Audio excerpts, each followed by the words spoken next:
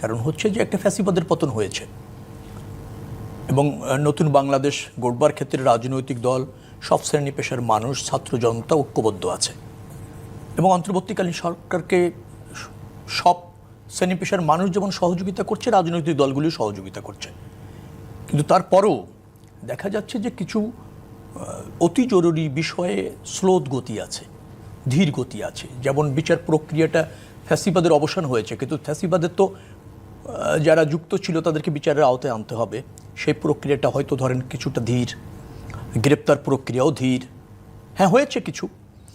আবার ধরেন যারা পালিয়ে গিয়েছে তারা উস্কে দিচ্ছে, দম্ভ দেখাচ্ছে, অনুশোচনার পরিবর্তে তারা আবার ব্যাপকভাবে রিভেঞ্জ দিতে চায়, সে পরিস্থিতি উস্কে দিচ্ছে, ফিরে আসছে। আবার ষড়যন্ত্র অব্যাহত আছে।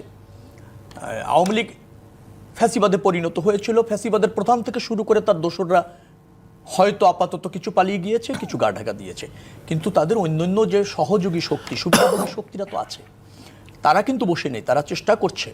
সেটা দেশের আভ্যন্তরে বলেন, আঞ্চলিক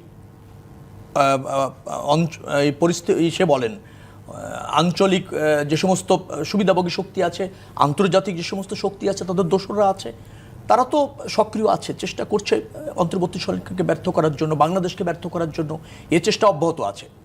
এখন প্রশ্নটা হচ্ছে যে অব্যাহত আছে বিধায় এই যে অরাজকতা, সেই অরাজকতায় একটা জিনিস ক্ষতিগ্রস্ত হবে যে বাংলাদেশে একটা সরকার স্থিতিশীল পরিবেশ তৈরি করতে পেরেছে, একটা নির্বাচনী আগাম পরিবেশ উন্নততর হচ্ছে বা অগ্রাধিকার পাচ্ছে।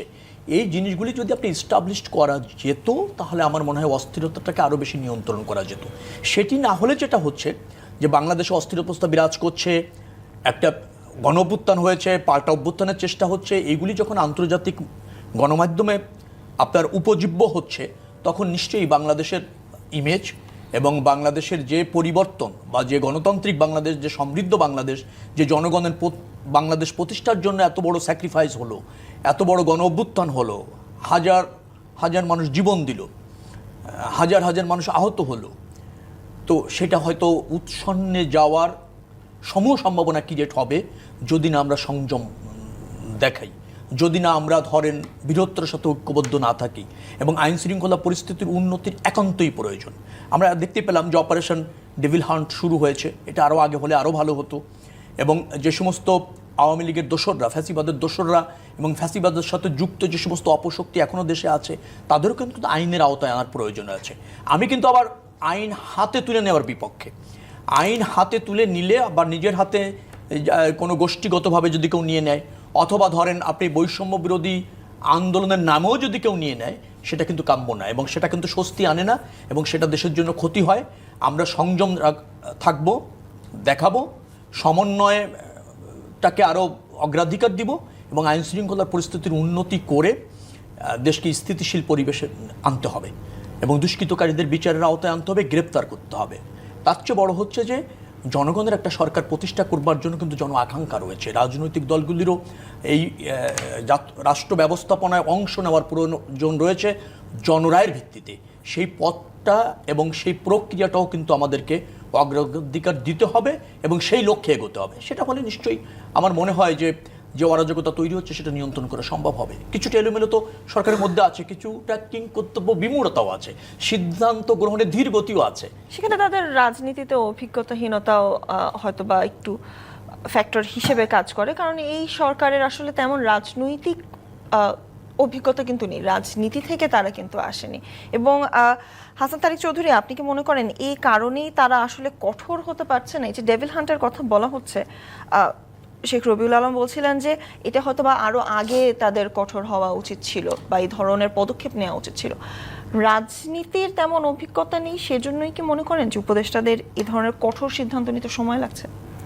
ধন্যবাদ এবং আপনাকে সহ আমার সহ আলোচক সবাইকে শুভেচ্ছা।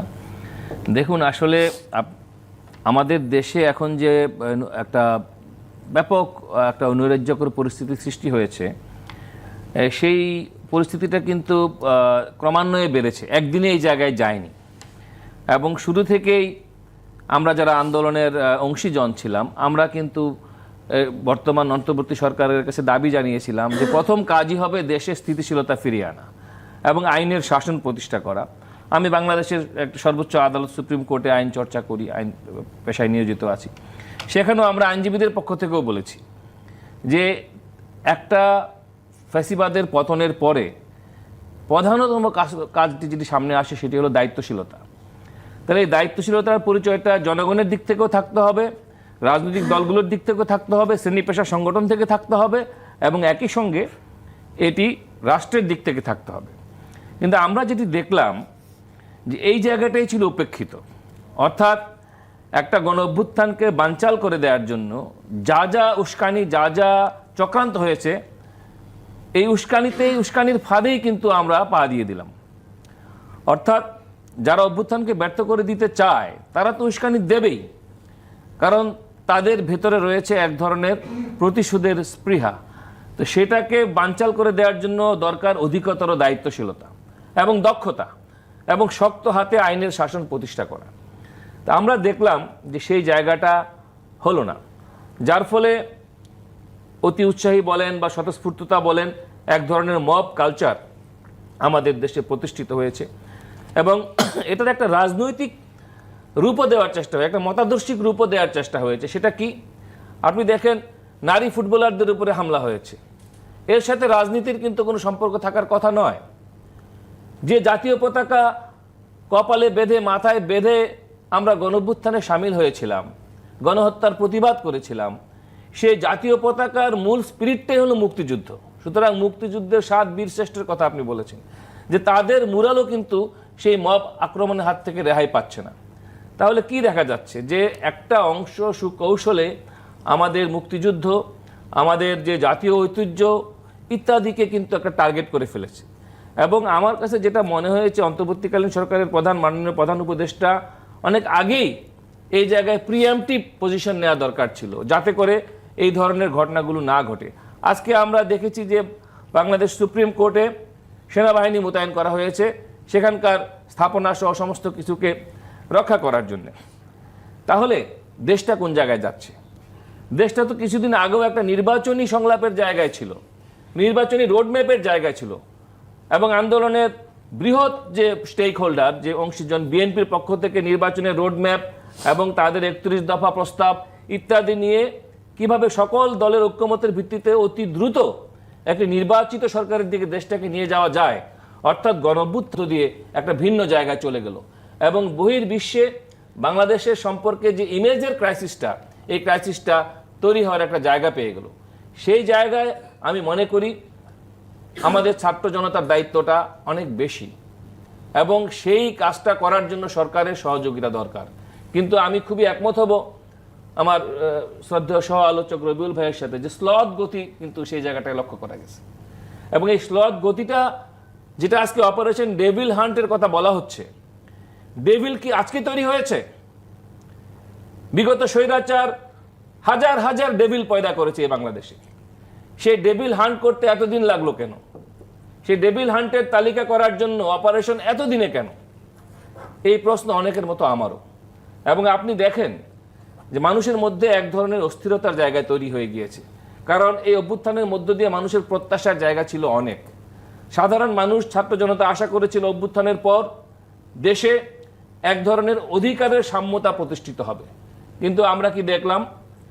আমাদের অর্থ উপদেষ্টা বললেন, বাণিজ্য উপদেষ্টা বললেন যে চাঁদাবাজির কারণে দ্রব্যমূল্য নিয়ন্ত্রণ করা যাচ্ছে না। তাহলে তিনি চাঁদাবাজিকে স্বীকার করে নিচ্ছেন। তাহলে এই চাঁদাবাজি যে করছে সে ডেভিল কারা?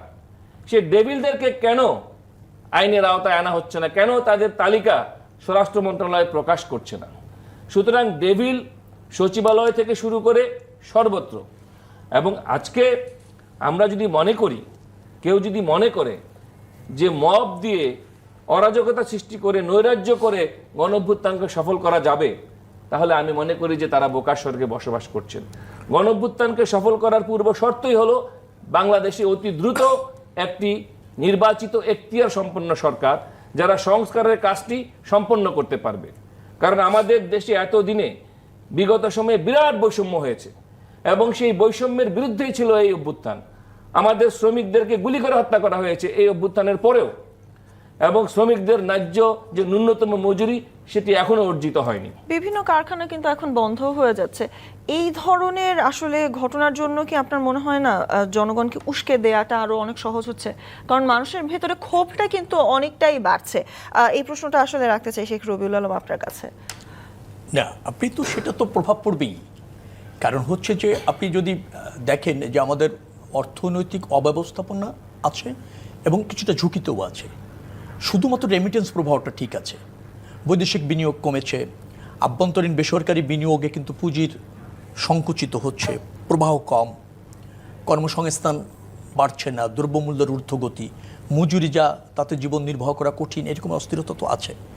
তারপরে হচ্ছে যে আওয়ামী সুবিধাভোগী একটা বড় ব্যবসায়ী শ্রেণী ছিল, তারা তাদের ব্যবসাগুলি এখন কিছুটা হলে ঝুঁকিতে পড়েছে, কারণ তারা তো অর্থ পাচার করেছে, লুট করেছে। অনেকটা পড়েছে। এখন দেখেন সেই অস্থিরতার আবার একটা গোষ্ঠী আওয়ামী লীগ বা ফ্যাসিবাদী ওই শক্তি তাদেরকে আবার তাদের রাজনৈতিক স্বার্থে ব্যবহার করার একটা সুযোগ পেয়ে যাবে, সুযোগ পাচ্ছে, এবং সেখানে ভিতর থেকে উস্কানিও আছে আমরা যতটা জেনেছি। এখন একটা সরকার আছে, সরকারের কাজটা কি আপনি আমাকে বলেন? ওই আপনি বলছিলেন ভালো যে রাজনৈতিক অভিজ্ঞতা নেই, হ্যাঁ আমি একমত, রাজনৈতিক অভিজ্ঞতা নেই, রাজনীতির সাথে সম্পৃক্ত না, কিন্তু একটা সমস্যা এখানে আছে, অভিজ্ঞতা নাই, সম্পৃক্ততা না, আবার একটু রাজনীতিবিদ হওয়ার খায়েশও আছে, আবার রাজনৈতিক গঠন দল তাদের ছত্রছায়ায় করার মানসিকতাও আছে।